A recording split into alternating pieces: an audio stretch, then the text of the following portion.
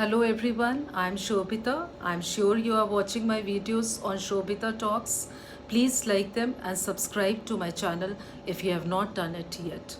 And don't forget to press the bell icon so that you are updated about my new videos.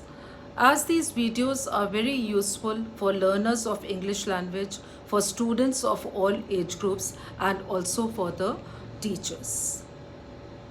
So my tip in my previous video which I gave to the students was always have confidence in yourself and faith in yourself. If you have confidence in your own capabilities and if you have faith in yourself that you can do it, then nothing can hamper your growth. You will be successful in each and every field and you will be able to tackle each and every situation in a firm and determined way. So the word of the day is abide. It means accept, ACCEPT, accept or act in accordance with. And what part of speech is abide? It is a verb. I'll speak out 4 sentences so that you all know that how you can use this word in sentences of your own. I need to abide by the rules. If you abide by the guidelines, you are sure to succeed. However, there are a few rules that most people abide by. It is important for teens to learn safe driving skills and abide by them. Now we will begin the video and it is the continuation of my previous video on speech. So yesterday I spoke about direct and indirect speech.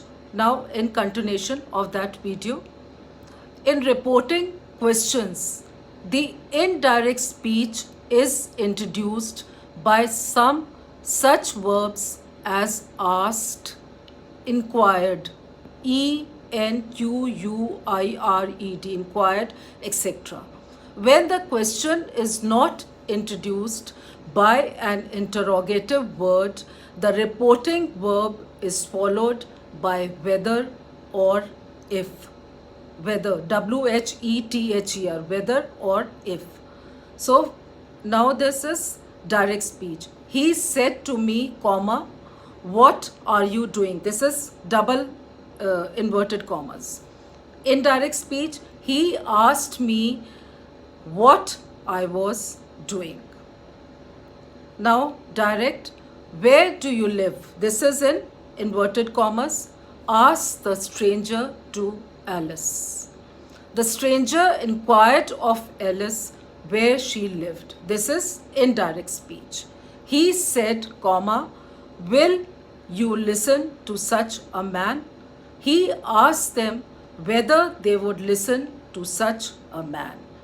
So this was what? When the question is not introduced by an interrogative word, the reporting verb is followed by whether or if.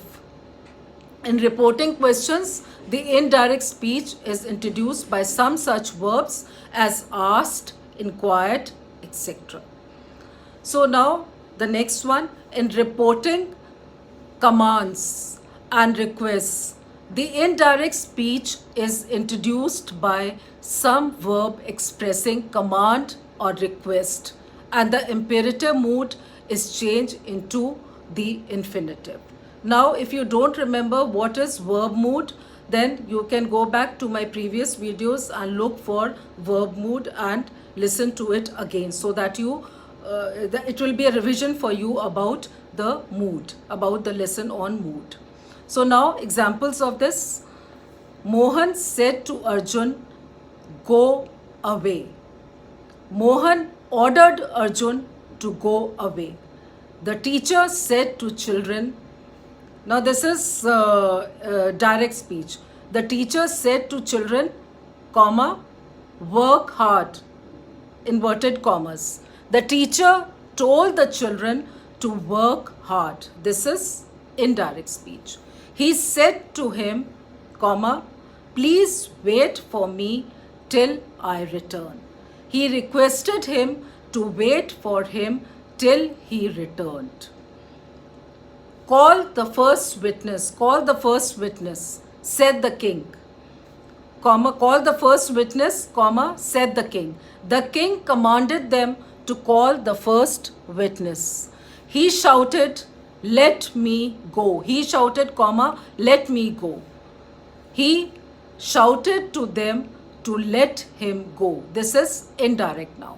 He said, comma, be quiet and listen to my words. This will be inverted commas. It is the direct speech coming directly, the direct words of the person. He urged them to be quiet and to listen to his words. In reporting exclamations and wishes, the indirect speech is introduced by some verb expressing exclamation or wish. Now examples. He said, comma, alas, exclamation mark, I am undone.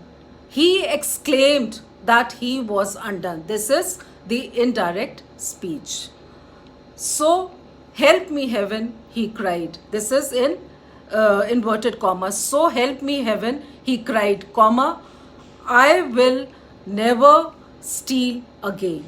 He called upon heaven to witness his resolve never to steal again. This is indirect speech. I hope you all have understood that what is direct speech and what is indirect speech and what are the changes that that you have to make when you are transforming a sentence into indirect speech. I mean, when you are transforming direct speech into indirect speech. So keep listening to these videos and you will understand. Just repeat, and you will understand that what is direct speech and what is indirect speech. So this is all about this lesson. Please stay connected to learn more. My next lesson will be on punctuation marks. That is very important, and so please stay tuned so that you know when the next video is coming up. Thank you so much for listening to me. Be safe, be happy, and enjoy yourself. Bye.